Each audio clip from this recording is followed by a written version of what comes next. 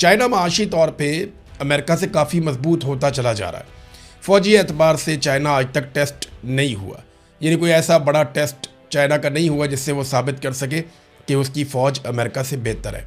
लेकिन चाइना के हथियारों ने दुनिया में अपना मुकाम बनाया। बहुत सारी जगहों पे चाइनीज़ हथियार ख़रीदे भी जाते हैं और वो आजमाए भी जाते हैं, और चाइना के हथियार आहिस्ता आहिस्ता दुनिया की मार्केट में अपना हिस्सा बना रहे हैं। अब तो ये अरागची का काफ़ी काबिल एतमाद किस्म के उनके स्टेटमेंट हैं, बड़ा भरोसा उनको हुआ अपनी ताकत के ऊपर, और रशिया ने काफ़ी बकअप किया है। जितना मजबूत स्टेटमेंट रशिया की गवर्नमेंट की जानिब से दिया गया अरागची के आने पर, ऐसा ज़बरदस्त मजबूत स्टेटमेंट किसी और ने नहीं दिया। अब पाकिस्तान जो है वो सालिसी की बदस्तूर कोशिशें कर रहा है। देखिए होती है या नहीं होती, लेकिन जो एक तजवीज़ पहुंचाई गई ईरान की जानिब से पाकिस्तान के ज़रिए से अमेरिका ने उसके ऊपर फिर मीटिंग की, और डोनाल्ड ट्रंप ने एक बड़ी अहम मीटिंग की है गुज़िश्ता रात को अमेरिका में, क्योंकि अमेरिका में अब रात शुरू हुई है जब आप ये वीडियो सुन रहे हैं। तो जब पाकिस्तान में रात थी और अमेरिका में दिन था, तो अमेरिका में डोनाल्ड ट्रंप ने बड़ी अहम एक मीटिंग की है और उसमें गौर किया इन बातों पर जो तजावीज़ ईरान ने दी है। ना सिर्फ उन तजावीज़ पे गौर किया गया, बल्कि मुस्तकबिल का लाया अमल भी उन्होंने तैयार किया कि अगर बम्बिंग शुरू करनी है तो दोबारा कब करनी है, कैसे करनी है, किस किस को साथ में लाना है, और अब हिकमत अमली क्या होगी। और अमेरिका ने ऐसा क्या कुछ मुख्तलिफ कर लिया है जो इस मरतबा दोबारा हमले की सूरत में अमेरिका को मुश्किल का सामना नहीं करना पड़ेगा, या अमेरिका को शर्मिंदगी का सामना नहीं करना पड़ेगा दुनिया के सामने। तो ये तो एक मीटिंग हुई है। लेकिन मार्को रूबियो ने, जो अमेरिका के वज़ीर ख़ारजा हैं, उन्होंने जो ईरान ने तजवीज़ दी थी उस तजवीज़ को मुस्तरद किया है। ईरान की तजवीज़ ये थी, और ये बड़ी वाज़ेह उन्होंने दो बातें सादी सादी है, मैंने आपके सामने पहले भी रख दी थी, बल्कि जब ये खबर छपी आलमी मीडिया में उससे भी पहले मैंने आपको बताया था कि ये दो चीज़ें हैं, एक तो आबना हुर्मुज़, और एक मैंने आपसे अर्ज़ किया था कि ये जो एटमी सलाहियत है ईरान के पास, या जौहरी प्रोग्राम ईरान का, ये डिस्कस होगा। तो ईरान ने कहा जी जौहरी प्रोग्राम को तो हम डिस्कशन में रख लेते हैं, उसके ऊपर हम आइंदा भी बात करते रहेंगे, पहले भी करते रहे हैं, ये मामला हम पेंडिंग कर देते हैं, इस पर मुज़ाकरात चलते रहेंगे। हम फौरी तौर पर एक मुआहिदा कर लेते हैं जिसमें हम आबना हुर्मुज़ को खोल देते हैं। और जो ईरान ने उसमें तजवीज़ दी थी वो ये दी थी कि एक मुआहिदा करते हैं अमेरिका और ईरान के बीच में आबना हुर्मुज़ को खोलने के हवाले से, और उस मुआहिदे के मुताबिक अमेरिका नाकाबंदी ख़त्म कर देगा और ईरान आबना हुर्मुज़ को खोल देगा।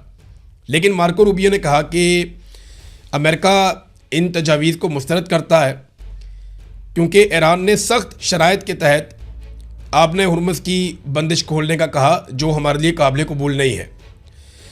ईरान का कहना यह है मार्को रूबियो के मुताबिक कि जहाज़ रानी सिर्फ उस सूरत में हो सकेगी, या आबना हुर्मुज़ में से जहाज़ सिर्फ उस सूरत में गुजरेंगे जब ईरान के साथ हम आहंगी की जाएगी या उनसे बाकायदा इजाज़त ली जाएगी। अगर कोई बग़ैर इजाज़त लिए या ईरान से कोऑर्डिनेशन किए बगैर यहाँ से गुजरेगा तो उसको या तो उड़ा दिया जाएगा या फिर उसके ऊपर जुर्माना आयद कर दिया जाएगा। ये मार्को रूबियो ने कहा जी हमें काबिल कबूल नहीं है। फिर मार्को रूबियो ने एक और स्टेटमेंट दिया। डोनाल्ड ट्रंप ने कहा था, आपको याद होगा, कि हमने ईरान के तकरीबन तमाम मिसाइल ख़त्म कर दिए हैं और उनकी मिसाइल साइट्स तबाह कर दी हैं। अब ईरान के पास हमला करने की सलाहियत नहीं है, हम जंग जीत चुके हैं, ये डोनाल्ड ट्रंप ने कहा था। मार्को रूबियो ने इसके बरक्स एक स्टेटमेंट दिया है। डोनाल्ड ट्रंप ने तो 100% मिसाइल ईरान के ख़त्म कर दिए थे, लेकिन मार्को रूबियो ने कहा नहीं, 50% मिसाइल जो है वो सलाहियत ईरान के पास अभी बाकी है, और ईरान इतने हथियार रखता है कि वापस 50% हथियारों से हमला भी कर सकता है। एक और नाज़रीन डेवलपमेंट आई इसमें, ये बड़ी दिलचस्प है। ईरान के नायब सदर का एक स्टेटमेंट है, पहले वो आप देख लें। ईरानी नायब सदर ने कहा कि माजी में हमारी तौहीन करने वाले ममालिक, वो ममालिक जो हमें जलील करते थे, वो ममालिक जो हमें जेट फ्यूल बरामद करने से इनकार करते थे, आज वही ममालिक अपनी तवानाई की सप्लाई को महफूज बनाने के लिए और अपने बहरी जहाज़ों को आबना हुर्मुज़ में से गुजारने के लिए हमसे इजाज़त के लिए इल्तिजा कर रहे हैं। ये बड़ा फातिहाना किस्म का स्टेटमेंट है। यानी ये तो ईरान ऐसा लगता है अपनी फतह का ऐलान कर रहा है कि जो ममालिक कल तक ये करते थे वो करते थे, आज वो ममालिक देख लें कि हम कैसे। ये गुज़िश्ता 2 दिनों से ईरान के स्टेटमेंट बड़े सख्त हो रहे हैं। ईरान के मुख्तलिफ जो लीडर्स हैं वो कभी यूरोपियन स्टेटमेंट्स के ख़िलाफ़ बात करते हैं। यानी एक और स्टेटमेंट मैं देख रहा था, ईरान के एक बड़े लीडर हैं, उन्होंने कहा कि जर्मनी का, क्योंकि एक बयान आया अमेरिका के बारे में कि अमेरिका के पास कोई मंसूबा नहीं है इस जंग से निकलने का, और उन्होंने कहा कि ये मामला इस तरीके से हल भी नहीं होगा। लेकिन उन्हें भी याद दिलाया गया ईरान की जानिब से, ईरानी क़यादत की जानिब से कि जनाब आप भी दिसंबर में ये कह रहे थे कि चंद हफ्तों के अंदर ईरान का ये हो जाएगा, वो हो जाएगा। तो वो देखें, हम तो अपनी जगह पे खड़े हैं। तो ईरानी ना अब सबको जवाब दे रहे हैं, यूरोपीय ममालिक में भी कुछ को जवाब दे रहे हैं, अमेरिका को भी जवाब दे रहे हैं, इसराइल को भी जवाब दे रहे हैं और जारहाना बयानात दे रहे हैं। ये नायब सदर का स्टेटमेंट ये कोई छोटा स्टेटमेंट नहीं है। उन्होंने कहा जो ममालिक हमें जलील करते थे, हमारी तौहीन करते थे, हमें जेट फ्यूल बरामद करने से इनकार करते थे, वो हमसे इल्तजा कर रहे हैं कि हमारे जहाज़ों को यहाँ से गुजरने दें आबने हुर्मुज़ में से। तो ईरान का रवैया रशिया जाने के बाद मैंने कहा ना, काफ़ी उन्हें कॉन्फिडेंस आया है। रशिया ने, मुझे लगता है कि ईरान के साथ काफ़ी सारी चीज़ें तय की हैं। नेटो का सालाना एक सरबराही इजलास होता है नाज़रीन।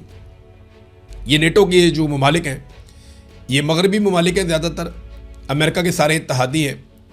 तो ये नेटो ममालिक इकट्ठे होते हैं, इनका सालाना एक सरबराही इजलास होता है जिसमें तय करते हैं पूरा साल क्या हुआ, अगले साल क्या होगा, और ये अपनी हिकमत अमली बनाते हैं।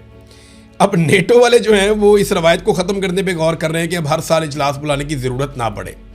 और सादा जो इसकी वजह बताई जा रही है इंटरनेशनल मीडिया में, वजह ये बताई जा रही है कि वो डोनाल्ड ट्रंप को अवॉइड करना चाहते हैं कि अगर डोनाल्ड ट्रंप आएगा नेटो की सरबराही इजलास के अंदर, वो कोई ना कोई ऐसी बात करेगा, बड़ी बदमज़गी अमेरिका की और मगरबी ममालिक की पैदा हो जाएगी।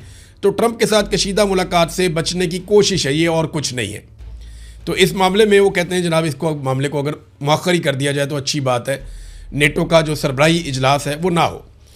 चीन ने नाज़रीन अक़वाम मुत्तहिदा में एक बड़ा सख्त स्टेटमेंट दिया है और चीन ने वही पोजीशन उनकी वही है, लेकिन ये अमेरिका के लिए बड़ा सख्त स्टेटमेंट है। आबने हुर्मुज़ इस वक्त सबका मसला बना हुआ है ना।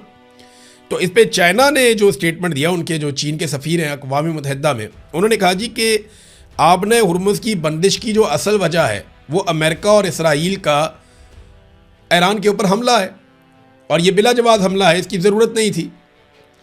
अच्छा, इन्होंने ये हमला कर दिया ईरान के ऊपर और आबने हुर्मुज़ उसके बाद बंद होगी, तो जिम्मेदार इसराइल और अमेरिका का हमला है, चाइना ये कह रहा है। फिर वो ये कहता है कि इस मसले का जामे और मुस्तकिल हल क्या है, वो सिर्फ़ और सिर्फ जंगबंदी में है कि मुस्तकिल जंगबंदी हो जाए तो ये मसला हल हो जाएगा, वरना ये मसला हल नहीं होगा। तो इसमें सारे बैठ के एक मुस्तकिल जंगबंदी करवाएं जिसके नतीजे में ये मसला हल होगा, वरना ये मसला इसी तरह जारी रहेगा। नाज़रीन, कुन्नर में वहाँ पे एक हमला हुआ है और वहाँ की गवर्नमेंट ने इल्ज़ाम लगा दिया पाकिस्तान के ऊपर कि पाकिस्तान ने ये हमला किया है, और वो कहते हैं जी हमारा काफ़ी नुकसान हुआ है यहाँ पे इस हमले में। अब पाकिस्तान ने जो है वो ये कहा कि नहीं, ये ऐसा नहीं किया, पाकिस्तान ने ऐसा नहीं किया, पाकिस्तान ने ये अटैक कुन्नड़ में नहीं किया। बल्कि पाकिस्तान की तरफ से कुछ ज़राए ये भी बता रहे हैं कि कुन्नड़ में कोई दहशतगर्दों का मरकज़ था, वहाँ पे कोई तरबियत दी जा रही थी दहशतगर्दों को, और वहाँ कोई धमाका हो गया तरबियत के दौरान, और वो नुकसान पाकिस्तान पे डालने की वहाँ की हुकूमत कोशिश कर रही है। ये पाकिस्तान का मौक़िफ़ है। जबकि अफ़गानिस्तान का मौक़िफ़ ये है कि पाकिस्तानी फ़ोर्सेस की जानिब से अटैक किया गया है और वहाँ बमबारी की गई है, जिसके नतीजे में वो ये दावा करते हैं कि वहाँ सिविलियंस का नुकसान हुआ है।